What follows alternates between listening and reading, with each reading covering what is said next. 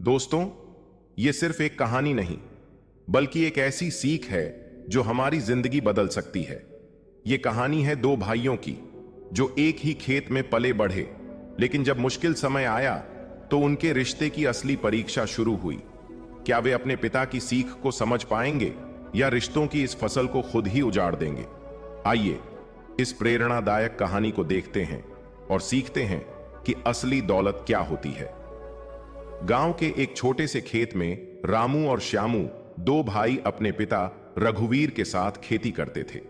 तीनों सुबह सूरज निकलते ही खेत में पहुंच जाते और दिन भर मेहनत करते। उनकी मां का बचपन में ही देहांत हो गया था, इसलिए पिता ने ही दोनों को पाल पोस कर बड़ा किया था।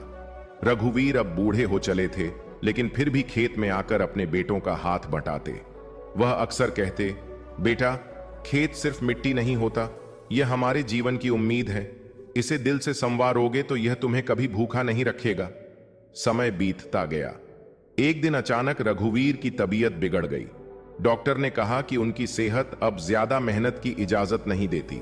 यह सुनकर रामू और श्यामू ने अपने पिता से कहा, बाबा, अब आप आराम करो, हम मिलकर खेत संभाल लेंगे। रघुवीर मुस्कुराए, लेकिन उनकी आंखों में चिंता थी। वह जानते थे कि खेती कठिन काम है और दोनों भाइयों में कभी कभी छोटे छोटे झगड़े हो जाते थे। कुछ महीनों बाद गांव में अकाल पड़ गया। बारिश न होने के कारण फसल बर्बाद होने लगी। इस कठिन समय में भाइयों के बीच मतभेद बढ़ने लगे। रामू को लगता कि श्यामू मेहनत कम करता है और श्यामू को लगता कि रामू उसे समझता नहीं। एक दिन गुस्से में आकर दोनों भाइयों ने खेत को आधा आधा बांटने का फैसला किया। यह सुनकर रघुवीर के दिल को गहरा धक्का लगा। उन्होंने अपने बेटों को पास बुलाया और कहा, बेटा, यह खेत सिर्फ जमीन का टुकड़ा नहीं, हमारे रिश्तों की बुनियाद है। अगर तुम इसे बांटोगे तो यह सिर्फ मिट्टी रह जाएगी, लेकिन अगर साथ मिलकर काम करोगे तो यह सोना उगलेगा। पिता की बात सुनकर दोनों भाइयों की आंखों में आंसू आ गए। उन्होंने अपनी गलती समझी और एक दूसरे का हाथ पकड़ लिया।